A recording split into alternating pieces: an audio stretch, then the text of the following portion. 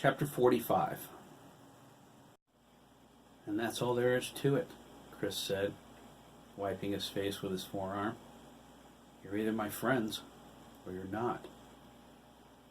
The low flames from the campfire danced over the logs. The flickering light illuminated the faces of the boys encircling it. Most bore expressions of concern. Derek wore an expression of disbelief. Craig sighed as Matt and Max, on either side of him, placed their arms across his shoulders. He gave him a quick hug. Officially coming out to his friends seemed so easy earlier, but it was harder than he imagined. The more he spoke, the more emotional he got.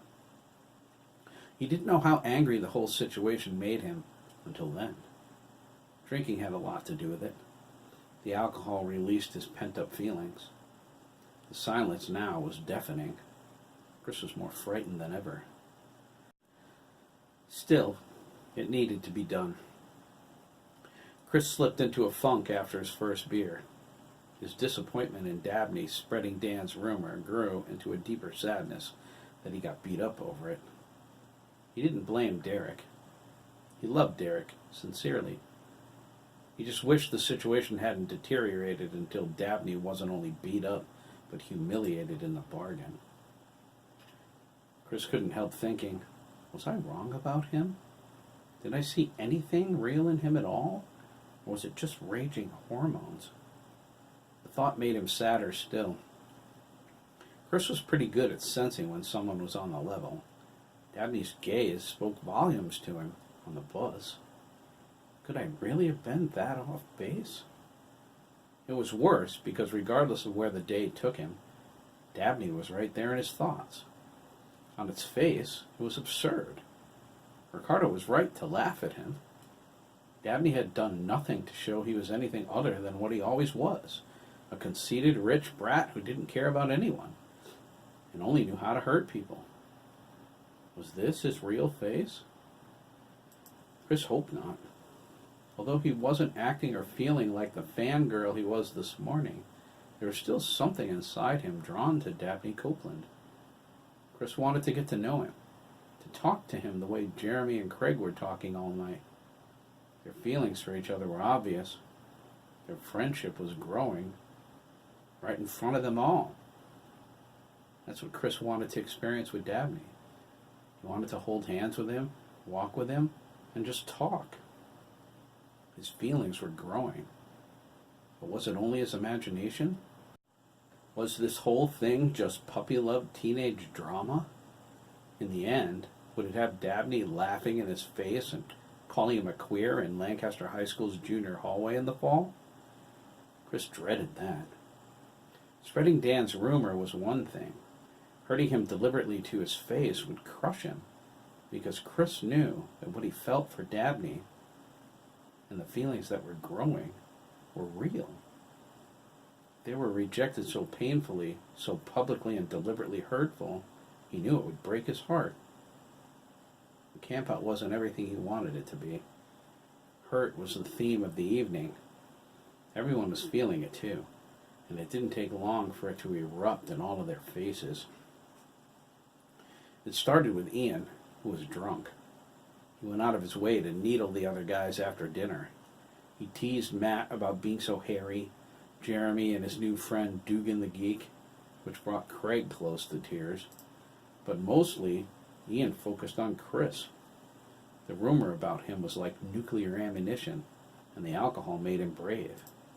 Even Max's warnings he was near a beatdown didn't make him shut his mouth. Chris heard enough. Everything Ian touched on was so personal. He brought the entire group down. They were supposed to be there to have fun.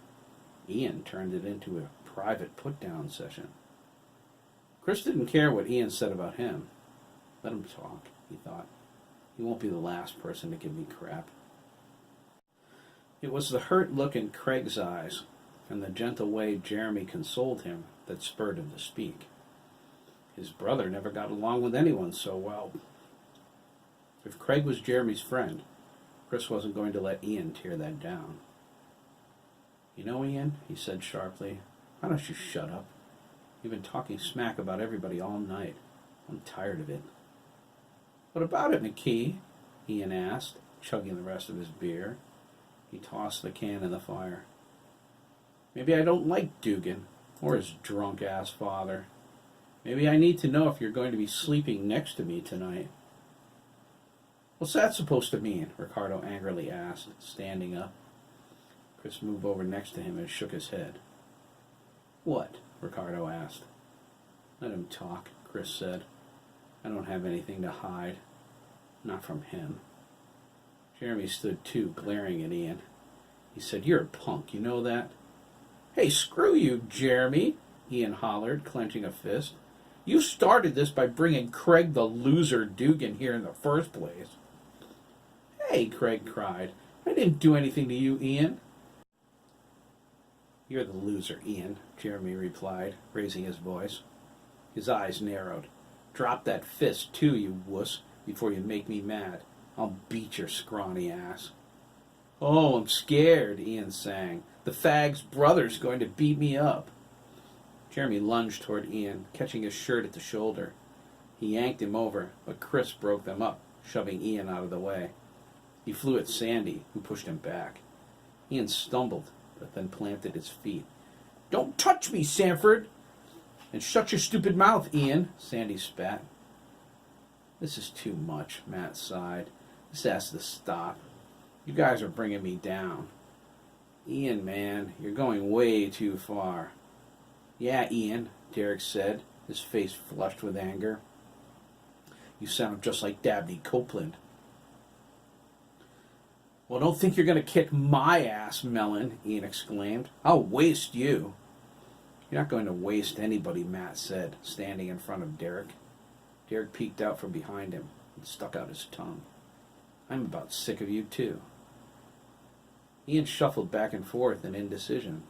He felt cornered and very lightheaded. Chris's iPhone boombox was playing Motley Crue's Dr. Feelgood in the background. He wanted to slug Melon right now. He knew the fight with Dabney made Derek think he was Superman. His confusion made him angrier. Why are they turning on me? I don't get you guys, he grumbled, backing down. Why are you ganging up on me? Because you keep talking smack, Ricardo cried. Oh, sure, Ramirez, Ian cried. Like you've never said anything about gays before? You're going a lot farther with this than mi hermano ever did, amigo, Max replied. Everyone mumbled their agreement. Ian stared at them in disbelief. Maybe I want the truth, he cried. Maybe I want to know what's going on before I get in the tent and take my chances. How do I know I'm not going to get grabbed? Who would want to grab you, pits in his cheeks? Derek asked. Shut up, lobster boy, Ian yelled, growing more hysterical. All right, Ian, Chris said, reaching out to him. Enough is enough. Ian slapped his hand away. Don't touch me, McKee, he exclaimed. Answer the question. You didn't ask a question, Craig responded. I did too. No, you didn't. Matt, Max, Jeremy, Craig, Derek, and Ricardo all yelled back at once. They looked at each other and grinned. I don't get it, Ian whispered. He slumped against a tree by the tent and pouted.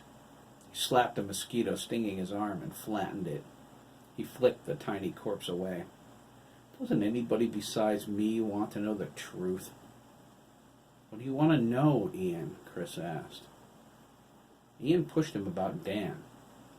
Chris told him the truth, which opened the door to everything else he felt. He cried some, pounded on the ground a few times in anger, but there were no interruptions as he spoke. Ricardo glared at anybody who even breathed wrong. The hardest part was over now. Chris laid his cards on the table. Derek was the first to pick up his jaw and stumble over to him. Chris was afraid Derek was going to slug him this time, but he didn't. He leaned over and hugged him. His green eyes, a shade deeper than his own, brimmed with tears. I'm your friend, Chris, Derek whispered. Dan's a jerk. No, man, Chris said, hugging him back. I think he was just scared of me, that's all. That's not much of an excuse, Matt remarked. Maybe not, Chris said. Maybe if I talked to him when he called. He shook his head. They sat in silence for several minutes. Matt handed out the last of the beers, but Craig declined. He didn't want it. Jeremy smiled, resting against his shoulder. Today was a good day. He felt remarkably comfortable in Craig's company. He didn't know how he got along without it. He felt like he'd known Craig all of his life. He understood the closeness his brother felt toward his friends. Chris smiled at him. Jeremy nodded, an understanding passing between them. Max turned up the music. Sandy grabbed a flashlight and motioned for Chris to follow him. They went down the trail away from the camp. Derek wobbled into the tent. The beers and brandy were gone. The last swig disappeared down Matt's throat. He followed it with a loud belch. They filed into the tent. Max left the fire burning for Chris and Sandy. He figured they had some talking to do about Chris's revelation, or Danielle, both. The sleeping bags were spread out inside. Jeremy was against the far wall. Craig was next to him, and then Derek.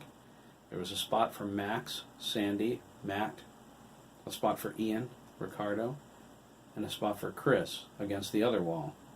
Chris's iPhone boombox was next to Matt's head, playing softly. Derek was the first to fall asleep, lightly snoring. Craig followed him. Jeremy rested his hand on Craig's shoulder and fell asleep that way, neither boy feeling alone anymore. "Where's Ian?" Matt whispered to Ricardo, noticing he was missing. "Don't ask me, man," Ricardo yawned. "He's probably out puking somewhere." Matt nodded, but he had a weird feeling in his stomach. "I hope Ian doesn't do anything stupid," he thought, closing his eyes. He was asleep a moment later.